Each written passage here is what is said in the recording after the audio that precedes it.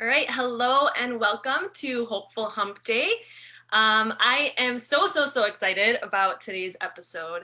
You guys are really in for a treat, and this is one of those episodes that I highly recommend grabbing a notepad and a pencil for, because she's just gonna give you a lot of wisdom that's gonna go a long way. So I'm excited, and the way that I know her is she was my boss for a little bit ago, no longer, but it was a pleasure working with her. And she is somebody that the few times that, we were together, I really felt like she was fully present, just there with me, engaging with me. And it just feels amazing. I feel like that's so hard to come by these days. Life is so distracting and there's just so much always going on. So actually we are preparing for a Hope Warrior Academy, which starts on Monday, and it's for this book on presence. And so as I've been reading it, she's been somebody that has been at the forefront of my mind as an example of what Amy Cuddy is talking about in that book. So it's perfect timing, divine timing, right? That we're interviewing her here this week. And that is Donna Thomas. If you do not know who I'm talking about yet, I know she's got a lot of fans. She has over 25 years of experience as a leader, a presenter, a trainer, a coach. She's been at Lifetime for 18 years. As I said, that's how I know her.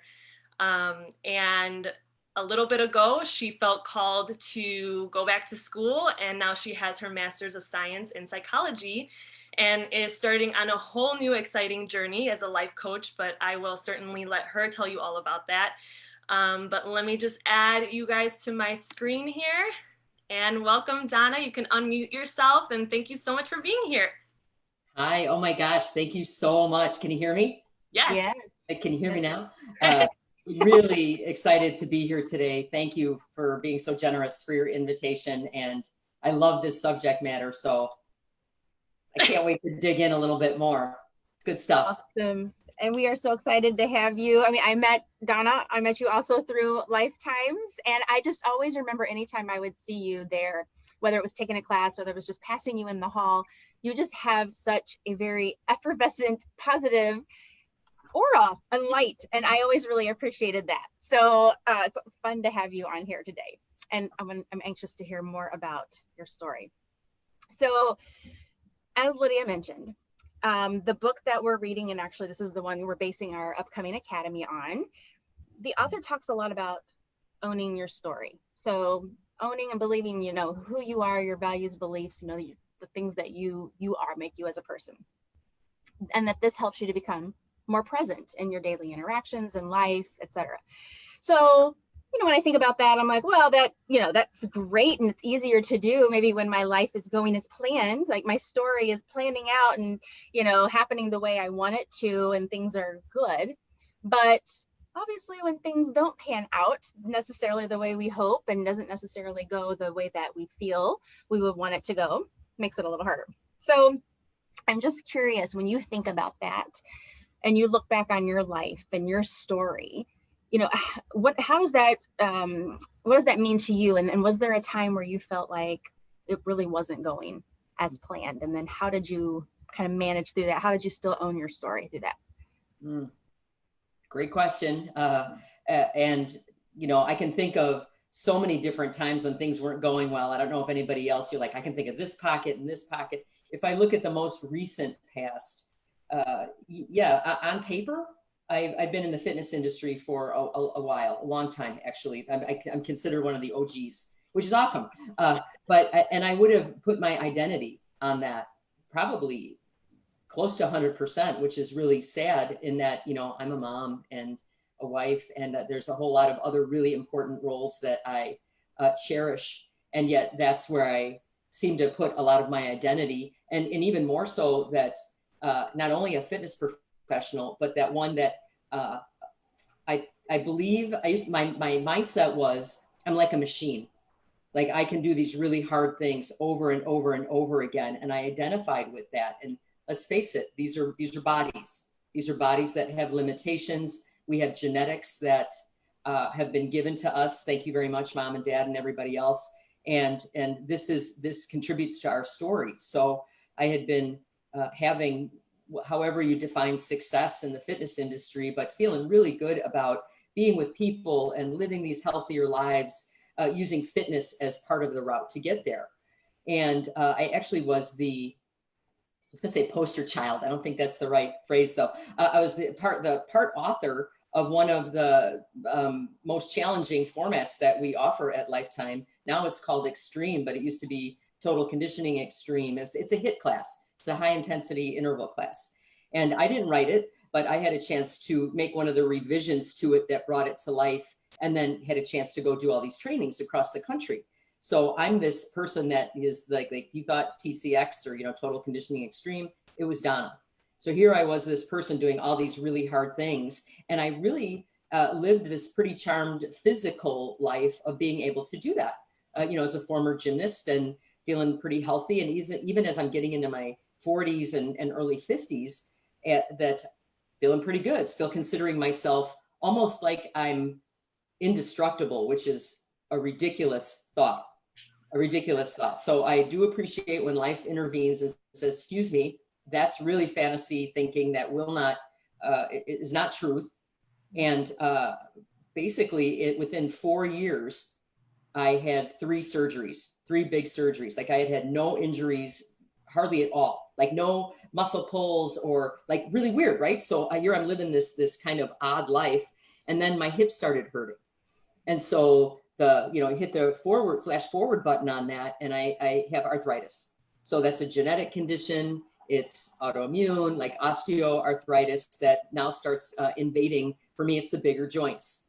So started out with a hip, and then a shoulder, and then another hip, where it feels like all the lining in there, all the cushy stuff leaves. And it just turns into like a coral reef, like soft tissue going over like a cheese grater, which sounds terrible. And that's how it feels. Right. It's forever changed my outlook on cheese. This is not the inspirational part. But it's part of the story. Right. Right. It's part of the story. Like you have to go down in order to come up. So you are absolutely right on that. So here I'm having this one vision of myself that I also think is the narrative that I'm guessing other people had of me too, which is another part of the story. Like if other people are thinking something, that's their business. That's not mine. But that was encroaching on how I was seeing myself. So here I'm having physical problems. So again, within 4 years, I had 3 full joint replacements. So that means that there's a period of deconditioning where things are hurting.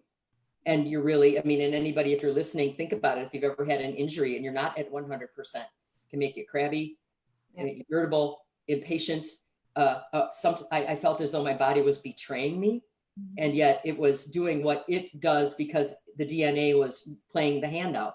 And so I had a really great bunch of healers around me.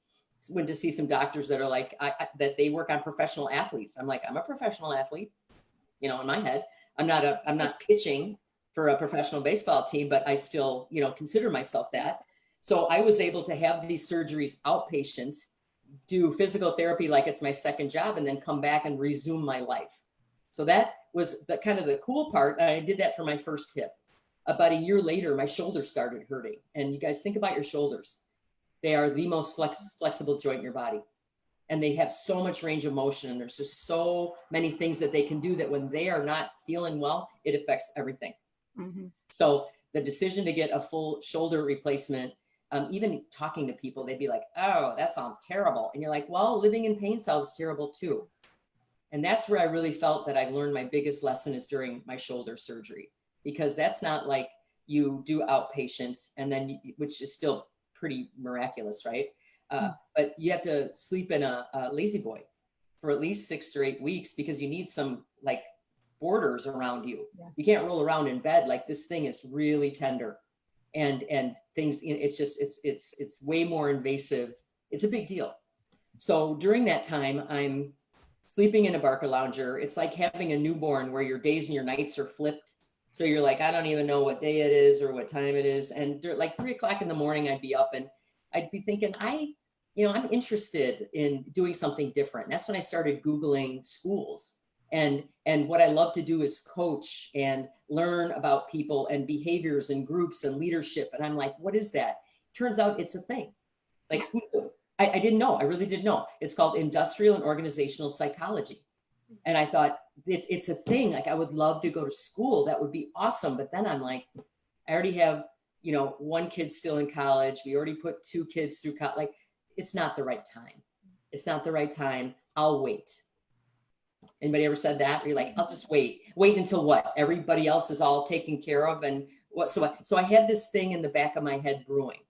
So here I am, days and nights are flipped, big sling, physical therapy 3 times a week, sleeping a couple hours a night. Sounds pretty glorious, doesn't it? Wonderful. Right in the middle of that, my job got restructured. So I went from being a full-time person that had this leadership role nationally and internationally, did trainings on the road. This is where I had a chance to meet people, hear their stories, learn so much about them, and really had this, what I'm going to use the language, elevated position, that because of just restructuring, and they were like really honest, it's not performance, Donna, we're just changing things up. I'm like, okay, cool. Went from that to part-time hourly. Wow. Overnight. Okay, and so here's where it gets good, I think, in hindsight. Right? At the time, I thought I really had moments, you guys, where I was like, I have been here 16 years. I've been there 16 years at that time, at Lifetime. And I'm like, but I've been here 16 years. Like that kept going over and over my head. But I've been here 16 years. How can they do that? Mm-hmm. How can they just unceremoniously, we're just going to switch it up without any thought to what that looks like. I mean, here I'm, you know, creating whatever story there was. And then I heard myself. I've been here 16 years. Who cares? Yeah. That doesn't matter. That's not something that you can ride the coattails of forever. Like I felt like it then was revealed to me how complacent I was getting. Mm-hmm. I've been here 16 years. I've got this job. This is what I do. Like I'm immune to changes. Right. I don't think so. It's just like I'm a machine. Yeah, I don't think so. So all these paradigms that I have are shifting, but it's the best thing that happened. Because once I finally figured out that like, it doesn't matter. I've done 16 years of great work. I'm not done yet. I'm not done yet. So that's when I made the decision. I am going to go back to school. I did have a conversation with my husband. I'm like, this is not probably the most prudent thing to do, but I really believe that this is what I want to do to make a change, both personally and professionally. I feel like I am creating enough energy behind my decision to have action, because otherwise I would have sat in an hourly job and felt sorry for myself. So I thought, it's time to reinvent. Let's go for it. And that started all of the changes that happened after that we can get to. But ultimately what it was they did me a huge favor. So you were owning this new story that basically kind of came upon you. Obviously you didn't choose some of these things to happen. And I think that's the hard thing in life sometimes, because we're like, well, this is where I think I'm going, right? This is my plan. This is what should happen next. And then bam, something else happens. And I think it's so easy just to get down in the, well, feeling sorry for ourselves, why me, victim, whatever. But you owned this new story that was coming in your life and saw it as a new opportunity to do something different. Well, yes, but in the total truth, I did sit in it for a little while. I did, you know, I'm like, I like life hacks. So, you know, the hack for me is always sit with something for at least 24 hours. If I don't know what to do, then I do not need to make any decision, unless it was when the kids were small and they were going to hurt themselves. Then I need to act now. Otherwise, I have the luxury and the privilege of some time, at least to get perspective. And then I do believe when I sit quietly, I'll get more information from lots of different sources that help to guide me, because it is not my timeline. It is not my narrative that's going to play out how I thought it was. And when I try to stranglehold that storyline, I'm miserable. And it has never turned. It has never worked out. So I do think that pretty quickly in this situation, I'm like, oh, this is one of those. This is one of those that either we look at it and try to unpack a little bit to see where the beauty can be in it, or I could stay miserable. And I could. That was a choice. That was one of the choices on the line. I don't want to do that. Yeah. As Stephanie said, like it's so easy to just stay in that place though. Like you said, yeah, I was there, but it's not a home, right? It's a pit stop. Like, to think about things, to reflect, to let like that intuition kick in, though, that guidance that you're waiting for. And so that's awesome. And like, so I know for me and Stephanie both, like a big heart of ours for Hope Warrior Project is to like have people realize that it is a choice, right? Because so many, and as I'm reading the book, she's talking a lot about power. Like that's an overlying theme, is power, and how when we feel powerful, we can be present, and how when we feel powerless, it's absolutely impossible. And so for me, I think that powerlessness is what like brings you into depression. Like that's what depression is. It's feeling powerless. Like you don't even want to get out of bed because you feel like it doesn't, like whatever you do is not going to make an impact. Mm-hmm. Right? So like, can you talk a little bit about like how you were able to kind of maintain that power while so many things were kind of like, it felt like they were happening to you, right? Because I mean, you didn't choose to have arthritis. You didn't choose for the rebranding of Lifetime. Like this was all stuff that was, quite literally happening to you. But how did you turn it around to maybe something that's happening for you, and like just keep that power going? I appreciate that. Some of it I think happens. I can't say it's always a really conscious choice, but I wonder if by habit I keep doing it over and over again, so I go back to that habit. And what I mean by that is I did feel like things were happening to me for sure, and I'm like, how can this happen? Blah, blah, blah, blah, blah. And I don't like how that feels. So what I do know and what I am clear about is that I do have a core set of values and some things that I feel very strongly about. And one of them is, when there is chaos, that always means that there's opportunity. Mm-hmm. Like as soon as the ground shifts and it's no longer concrete and it turns to sand, but there's going to be something else that emerges. And now I start to look for those. I start to look for those lanes. So, oh my God, somebody's in trouble. So, it's not you. Right. But what is interesting is that at one point, there's also another thing, is that I think that letting go of some things allows me to have power. I don't know if that makes sense. So as an example for me, that at one point I had a role called master trainer, which sounds so pretentious and like, it's like master trainer, but that was just the name of it, to go do these trainings. And they're like, well, you're going to hourly salary or hourly work here. Stay and do the master trainer stuff. And that way you'll stay part-time in this role. And in my heart, I thought, I can't, no, not that I can't, I could do that. At what cost? That would mean I would stay connected to this thing that was really shifting, that didn't feel good in my heart. And I'm thinking there's something else there. So with against the advice from like close friends, they're like, what are you doing, man? I'm like, I'm going to let that go. I'm not going to stay as a trainer. I'm going to free up some space, because I really believe in my heart of hearts, something else will come and present itself. And you can't just keep saying yes, you guys. If you keep saying yes, it just packs everything in. You can say no to something to create space. And then when something really cool comes in, you have the time, the opportunity, the ability, the bandwidth, all of it to really embrace it, instead of just add more and be busy.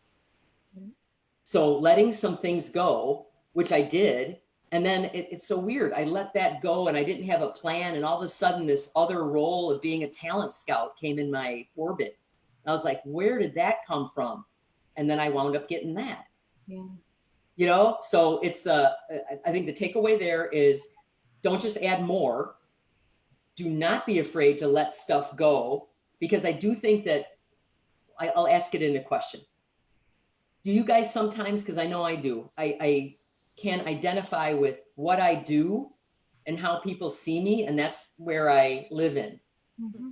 Yeah. But that's not my essence. Right. So I was getting caught up in that piece of it. I'm like, I can let that go. There'll be something else. I trust in myself in here. I'll figure it out. Yeah. So I've done the same. I think a lot of times, especially when we're doing something for so many years, it almost brands us, or we think that it does, right? Like, think about when you meet somebody new, what's one of the first things you ask them? Oh, what do you do? And they're not like talking about who they are as a person. They're talking about, oh, well, this is what I do as a job. Like, that's the immediate thing we go to, is like, who we are as far as our job, and that's not who we are. And I love the analogy that you just used about concrete turning into sand. Yeah, I like. Yeah, I mean, and as you said that, I'm like, when you're standing on concrete, you feel more secure and steady. When you're standing on sand or walking on sand, you have to brace yourself a little bit more and think more about how you're standing, how you're balancing. I think the same applies when our life shifts and that security or that so-called stability that we have is no longer there. It causes us to then, oh, hold on, I got to look at things differently. I got to figure out what I'm doing now. And so I don't know, the analogy was really, really good. That stuck with me. I'm going to remember that for sure. But I do think we're hardwired for that comfort. Yeah. We're hardwired, nervous system wise. Either we're, I don't believe living in Lombard, Illinois, that there's a lot of black bears that are going to come attack me, that I got to be on point and ready to jump for that.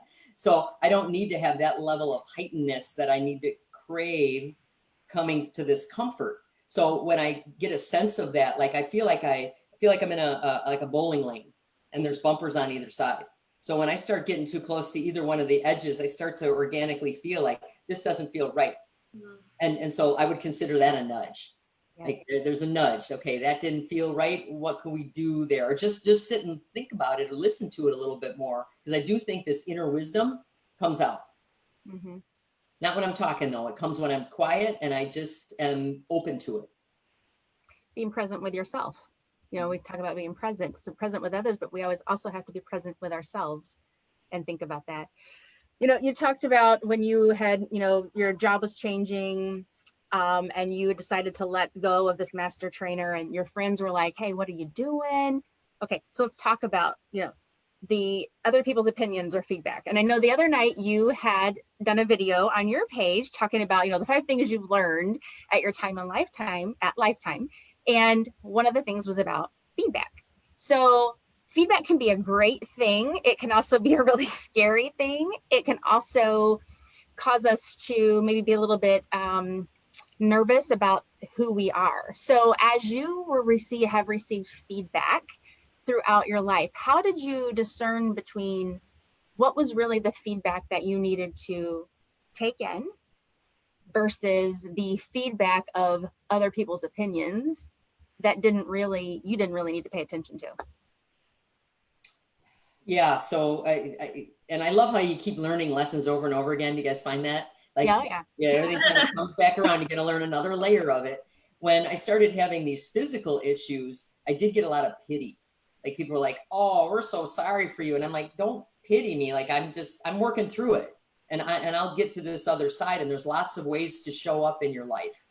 And maybe, but what I realize is that's a reflection of the person that's saying that. So I start to see a little bit of that. And it's not that I don't want to own it, because here's a big question. Sometimes I wonder if it's easier for us to own stuff. Like I must have done something. Yes. I thought this, because then we can fix it. Mm-hmm. And some stuff is just going to float in the atmosphere because it doesn't truly belong to us, but it can have value. So here I get all this pity and sympathy. And then I decided, I had a conversation with a colleague and I thought, this is my chance to educate them because they just don't know. That's their fear talking. And like, don't you worry about me. Like I have great healers. I trust in my ability to hunker down and persevere in this. I've been given a challenge. Who better? I can do this. And I get to learn something about myself now. And if I look at it that way, it's not a bad gig because every day you get a little better. Yeah. So, and then I was like, okay, then I'm going to flip it. So then that felt good to flip. In terms of feedback, I do wonder if we are a culture that in 10, 15 years, we'll be way better at this. I hope. Because I think that initially we only did it periodically and sporadically. So then it took on way too much meaning. Mm-hmm. I mean, think about your friends. If you'd say like, if you really have a good friend, you're like that shirt, and if it's a really good buddy, you'd be like, hey, either I really like it and I'm wearing it anyway, or tell me what is not working here, and then I'll consider it. That doesn't mean I have to act, but it's just another piece of it's a data point. Yeah. So getting these data points, I think are valuable really coming from anybody. And the ones that I've learned the most from are the ones that I've heard more than once. Mm-hmm. Like I've heard it and I've heard it again. And you know it when you're like, oh, there it is again. Like I didn't realize I'm doing it.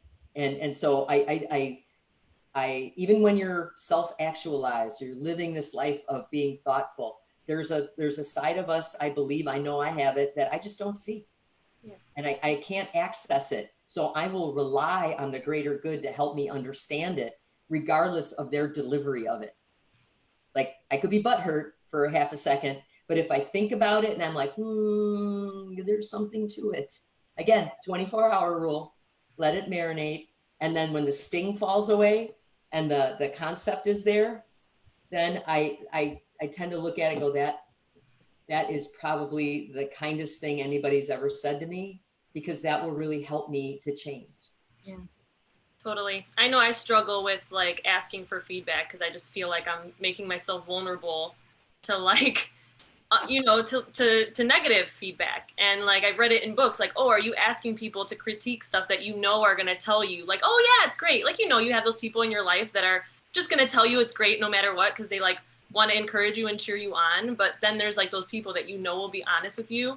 And like, those are the people you need to go to for that feedback. And that's definitely something that I'm working on.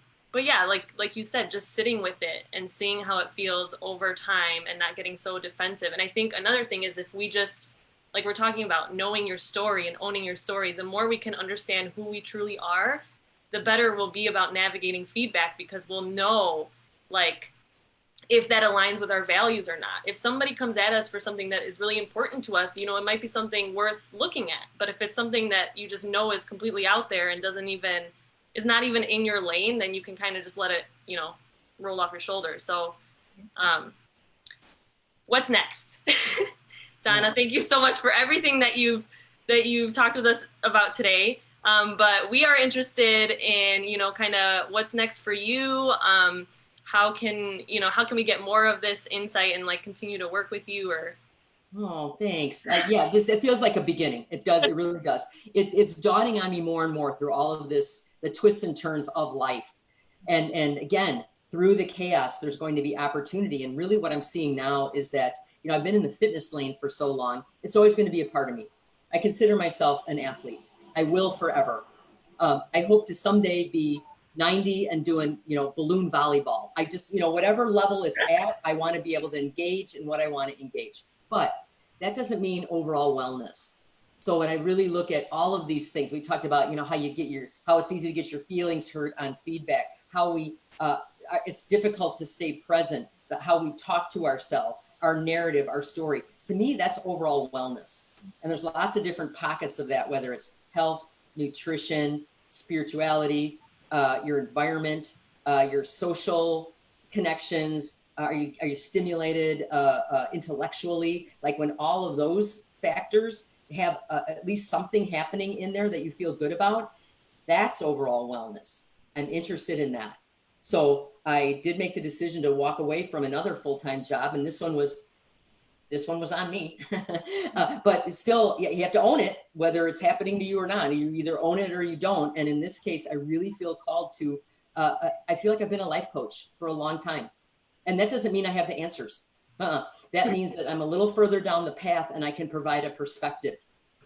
And we need that. Like our communities, our tribes give us perspective on things so that we can sit and in our wisdom, say, hey, did you ever think about this or this? And then it's up to me to go, that makes sense, or that resonates, or it doesn't, or I didn't think of that.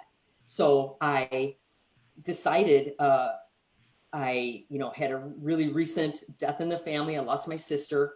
And one of the overriding things with my sister Carrie is that, she was not well, and I didn't help her, and I couldn't help her, and I didn't get to her. And so I'm still unpacking that, and will continue to do that, because I believe that she's the force behind this, the energy, the heart that I want to get in and help people individually and in groups work on their wellness, their overall wellness. So I applied for an LLC. I'm like, I'm just going to open a business. Ask me how much I know about running a business. Yeah, about that much. But I believe that I'll figure it out. So, so Joyful Rebel is what it looks like. It will be up and running within the next couple of weeks as I build that out. I'm also looking to work with fitness professionals to get them not so much fitness and or yoga or indoor cycle, but more wellness overall for that category too, because we do live in that space. It's just not formalized. So I've got some projects that are going the best way. I would love to connect on social. So Donna Thomas on Facebook or Instagram, and that's where the launch of this stuff will come from. But at any time, like the tribe can just keep getting bigger of people that don't have to think the same thing. But if our hearts are in the right place, I do think we just help each other down the path. That's it. Like I think that's a life well lived. Exactly. Yeah. I love the name Joyful Rebel. Yeah. I just makes me happy. I don't know.